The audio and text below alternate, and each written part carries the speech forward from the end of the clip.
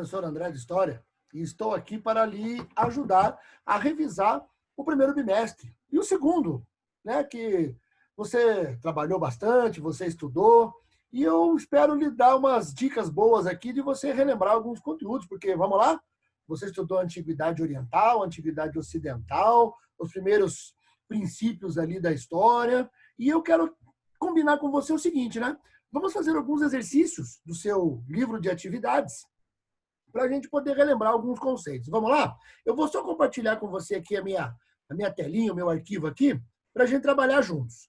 E você vai perceber que eu coloquei ali para você a indicação, né, de onde estamos no material ali, para você também não se perder, né? Pois bem, meu queridinho, nessa primeira parte, nós vamos fazer o seguinte, nós vamos dar uma relembrada aqui, ó, nas primeiras 3 unidades aí do seu livro didático, né? Temos ali os primeiros elementos da história, as primeiras comunidades, e a Mesopotâmia, que é uma galera de gente que morava ali, né?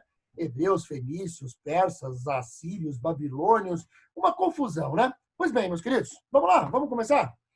Primeiro de tudo, é aquela pergunta que você vem fazendo para você mesmo e para alguns professores, às vezes, né? Quando você começa a estudar um conteúdo de história, você sempre diz assim, né? Para que serve essa coisa aí, né? O que é história?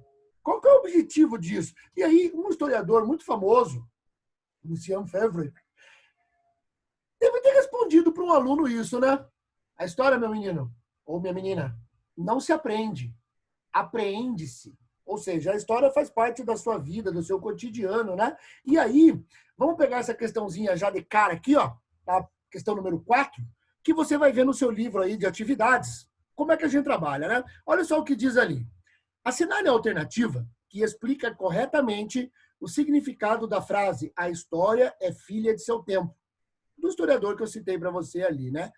Pois bem, a letra A diz: cada sociedade estuda apenas os fatos históricos referentes ao próprio contexto. Ou seja, aqui no Brasil nós vamos estudar só Brasil. Nós não vamos estudar nenhuma outra civilização, nós não vamos estudar nada. Porque aquela coisa de sempre, né? Ah, mas eu não era nem nascido, por que eu tenho que estudar isso? A gente sempre pensa que o mundo começa logo que a gente nasceu, né? Então, claro que não há a mínima lógica em a gente estudar apenas o lugar que a gente vive. Letra B. O historiador está atrelado apenas aos fatos do passado, ou seja, não há influência do presente em seu trabalho. Hoje está na moda, né, o pessoal dizer que você tem que ser neutro, que você tem que ter uma neutralidade histórica. Isso não existe. O historiador faz parte de um contexto em que ele está relacionado, está vivendo, né? E não tem como. Não tem como ele não se relacionar-se, né, com a sociedade que está inserido para estudar o passado. A gente vai discutir isso daqui a pouco aí. Então, letra B não serve. Letra C. O estudo da história deve privilegiar datas, fatos e personagens, construindo uma narrativa factual e linear, que permita-se entender a sequência de acontecimentos em um período de tempo. Meus queridos, estudar história é só decorar a data. Meu pai falava isso para mim, minha avó falava isso para mim, mas mudou, né? Você não decora mais data, você não estuda mais história decorando as 28 dinastias do Egito Antigo, certo? Então vamos na letra D? Sem o tempo, a história se torna simplesmente narrativa literária, sem importância para os estudos científicos e acadêmicos vinculados a essa ciência. E a letra E? O estudo da história é influenciado pela época do pesquisador, pois a escolha do acontecimento estudado e das perguntas feitas por ele está relacionada diretamente com os valores e as indagações do seu presente. Vamos olhar de novo o enunciado? A história é filha de seu tempo. Então, o enunciado me diz que a história depende do que está sendo vivido naquele momento. Vamos pensar assim, galera. Um historiador da década de 40, de 50, não se preocupava com o papel da mulher na sociedade. Então, quando ele estudava a história, por exemplo, antiga, Egito, Mesopotâmia, Grécia, ele não queria saber o que a mulher fazia na Grécia. Lá nos anos 40 e 50 do século XX, não tinha interesse esse tipo de pesquisa. Hoje, percebeu a mudança? Então, nós vamos marcar a resposta, a letra E. O historiador depende das coisas que ele vive naquela realidade, naquele presente, para daí estudar a história, né? Então, se é importante naquela sociedade nossa atual, saber o papel da mulher, saber o papel dos negros, saber o papel dos homossexuais, como que era tratada a homossexualidade no passado. Hoje é um objeto de estudo. Muito tempo atrás ninguém nem falava disso. Então, perfeito? Vamos então? Vamos em frente? E aí, só para você relembrar rapidamente, já que estamos falando do método da história, nós temos 3 maneiras básicas de tentar contar a história, né? Uma é a tradicional ou positivista, baseada em datas. Aquela que meu pai achava que história era fácil, porque era só decorar a data. Não é mais, né? Você aí que está estudando, você agora no ensino médio, sabe que nenhum vestibular, nenhuma prova classificatória, nem Enem, nada, ninguém cobra data mais, né? Aí nós temos a escola marxista, que é uma escola que tem como problemática a economia, a exploração do ser humano. Ah, claro que tem princípios interessantes, mas não respondia à questão das mulheres, à questão do homossexual, à questão da cultura. A escola marxista ela é muito assim fechada, né, em conceitos mais economicistas. E aí temos a escola de análise, que é assim a escola de Lucien Febvre, cara da questão. É a escola que, para eles, tudo era história. O soldado, a mulher, o negro, o pobre, o rico, a data, tudo para eles fazia parte de objeto da história. Então, hoje nós temos uma história, digamos assim, chamada total, graças à escola de análise, que é o tema da nossa próxima pergunta. Olha o que diz ali a número 8. Em 1988, por influência da historiadora Maristela Bresciani, foi publicado no Brasil um livro da historiadora francesa Michel Perrault. Esse livro, intitulado Os Excluídos da História, Operários, Mulheres e Prisioneiros, reunia artigos que abordavam a história desses grupos. Com base no que você estudou sobre, né, essa unidade, sobre esses assuntos, responda. Vamos pegar só a letra A. Por que os grupos estudados por Michel Perrault foram chamados de excluídos da história no título do seu livro? Mulheres, operários e prisioneiros. Além de eles serem, né, sempre relacionados, por exemplo, os prisioneiros, né, como, não tem direito a nada, não tem direito a voz, porque bandido bom é bandido morto, né, como se fala em alguns casos, a gente sabe que, de repente, virou objeto de estudo. Como que era a vida do operário? O que o operário comia? O que ele fazia quando ele não estava na fábrica? Ou ele trabalhava 24 horas por dia? Ele era um robô? E as mulheres? Como eram as mulheres na Grécia? Como eram as mulheres no Egito? Como eram as mulheres na Revolução Francesa?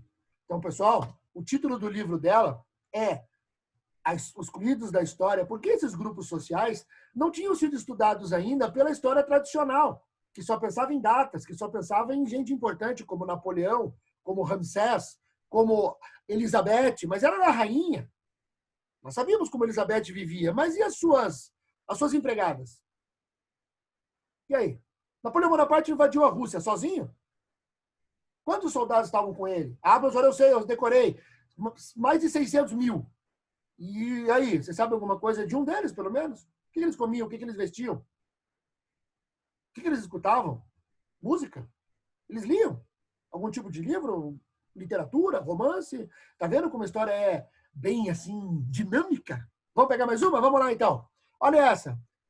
Já partindo para a unidade 2. A respeito da Revolução Neolítica, também conhecida como Revolução Agrícola, é correto afirmar. E aí, pessoal, a partir do momento que o homem passou a ser sedentário, a partir do momento que primeiras comunidades descobriram, desenvolveram a agricultura, a pecuária, né? Sobre esse momento, lá no período neolítico, letra A, significou uma radical mudança no modo de vida das sociedades humanas. Haja vista que elas se tornaram menos sedentárias. Já está errado aí, professor. Eles se tornaram sedentários, largaram o nomadismo. Letra B. Nas Américas, a Revolução Neolítica corresponde ao período chamado de Paleoíndio, ou seja, aquele referente aos primeiros povoados do continente. Será que é isso, a Revolução Neolítica na América? Os primeiros que chegaram? Letra C. Teve início devido a vários fatores, entre os quais as mudanças climáticas de repercussão planetária e o aumento da população humana em certas regiões do globo. Por que o homem começou a se preocupar mais com comida? Será que porque tinha mais gente? Será que, de repente, houve uma mudança global, como diz ali, e houve um favorecimento nas áreas de plantio, como crescente e fértil? Letra D. O desenvolvimento da agricultura se deu de forma independente e dissociada do processo de domesticação de animais, como bois, carneiros, porcos e patos, entre outros, ou seja, nas Américas, seja na África e seja na Eurásia. Foi um desenvolvimento independente, pecuária da agricultura? Ou foi simultâneo, ou foi junto?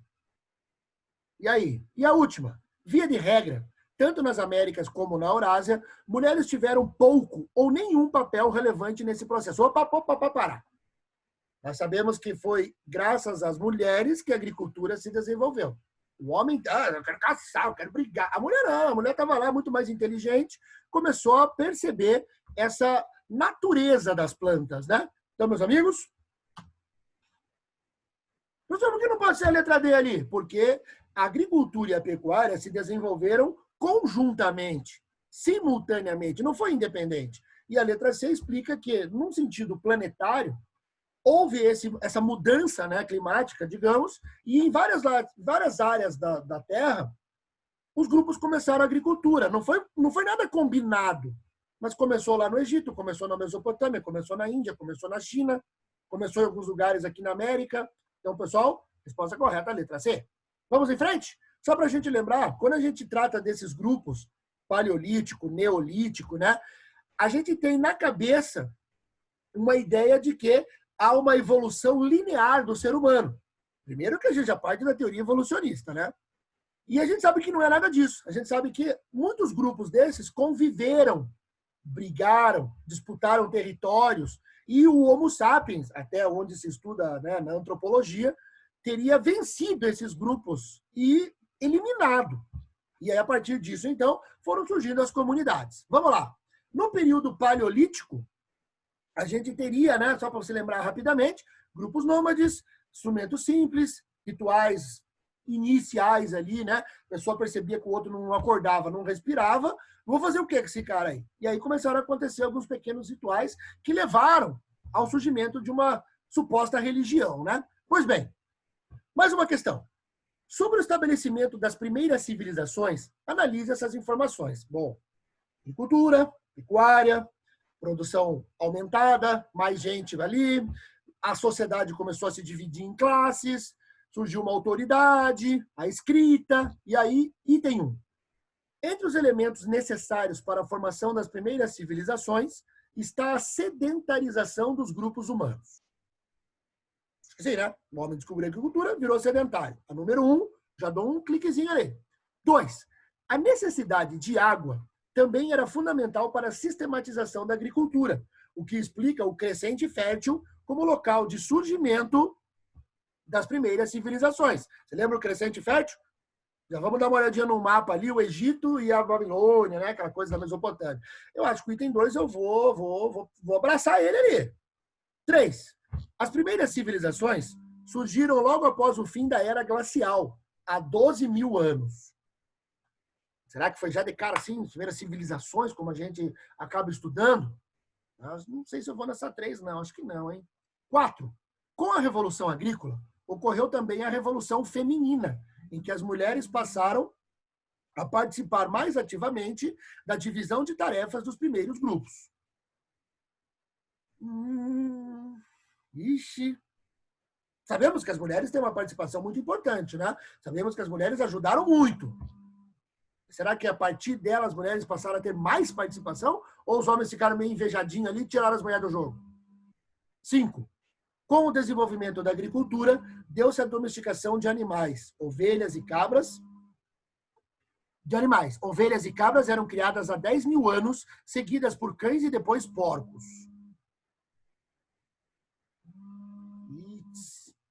Será que essa sequência... Vamos ver, vamos bater o gabarito aqui? 1 e a 2 a gente marcou certo, né? A 4 a gente ficou na dúvida, mas, pessoal, realmente, né, depois da Revolução Agrícola, os homens assumiram o comando da sociedade, tornando-a patriarcal. A mulher foi jogada para o escanteio, né? E na número 5 ali, com o desenvolvimento da agricultura, deu-se a domesticação de animais. Ovelhas e cabras eram criadas há 10 mil anos, seguidas por cães e depois porcos. A sequência não está muito certa ali, né? Acho que o cachorro veio primeiro até, né? Do que os outros. Beleza? Vamos em frente? Pá, mais uma aqui. Só para você lembrar, né? o crescente fértil.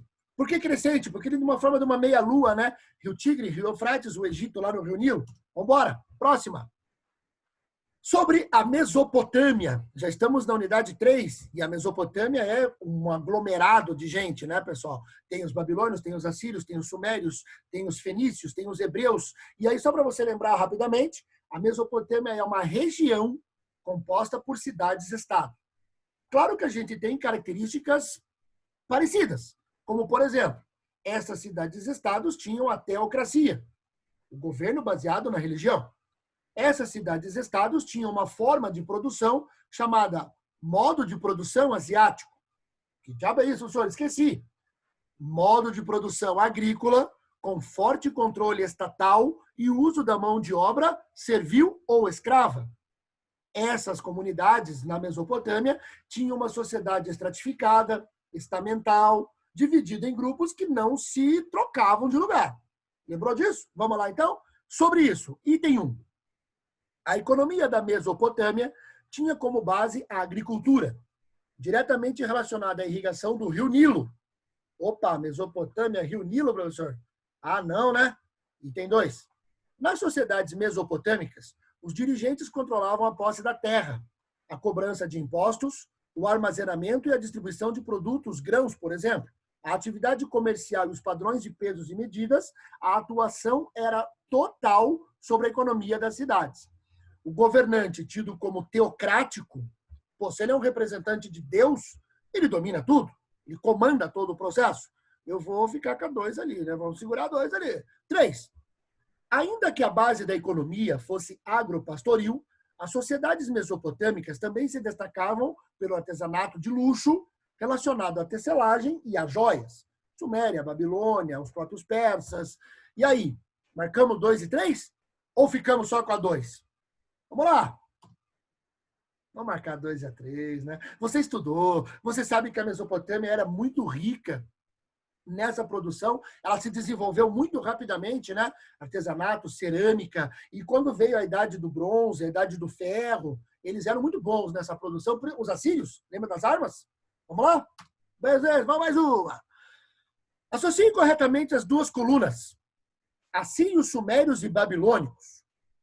Professor, mas tem 3 números e tem 4 espaços? Pois é, alguém ali vai se repetir.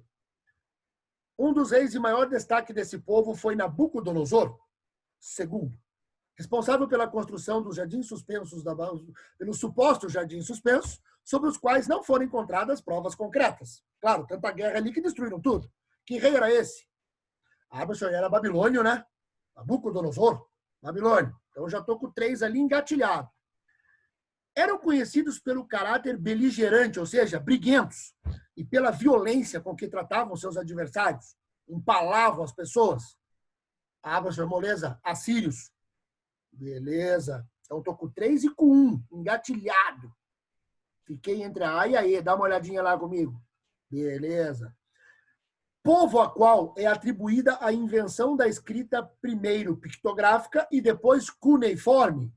Povo que inventou a escrita, os sumérios. Lembrou disso? Os sumérios inventaram a escrita, a roda, desenvolveram astronomia, matemática. Então, deixa eu ver. 3, 1, 2. 3, 1, 2. E aí, o último. Uma das expressões artísticas mais marcantes desse povo eram os painéis de pedra esculpidos em baixo relevo, representando cenas militares ou de guerras. E agora, hein? São os assírios ou babilônicos? Os assírios eram bons em representação artísticas? Eles eram bons de guerra, isso nós sabemos. Mas representação artística eram bons também? Gostavam de representar a guerra? Claro que gostavam. Então nós temos ali os babilônios, os assírios, os sumérios e os assírios de novo. Lembrou? Vamos embora então. Meus queridos, quando falamos de Mesopotâmia, é uma galera que viveu ali. Na próxima revisão, nós vamos pegar o outro povinho ali, outro grupinho ali, hebreus, fenícios, persas. Então, vamos pegar legal aqui esse primeiro momento da nossa revisão. A história é muito importante porque ela nos explica uma série de condições sociais do ser humano. Vimos que as primeiras comunidades na Revolução Neolítica, né, começaram a produzir agricultura, começaram a ter a pecuária, e vimos também que, no que diz respeito à Mesopotâmia, os primeiros povos a se desenvolver ali, como os sumérios, criaram cidades, criaram uma estrutura muito interessante. E se você lembrar legal comigo aqui, da cultura suméria, lembra da epopeia de Gilgamesh? Um grande herói, que viveu, inclusive, um dilúvio, uma confusão. E aí você lembra que o Abraão morava numa cidade suméria, né? Tá vendo como as civilizações acabaram interagindo ali de maneira muito forte? Mas isso a gente revisa na próxima aula, eu retomo com você isso. Enquanto isso, continue estudando, continue revendo aí seus conteúdos. Um abraço, nos encontramos no próximo vídeo. Até mais!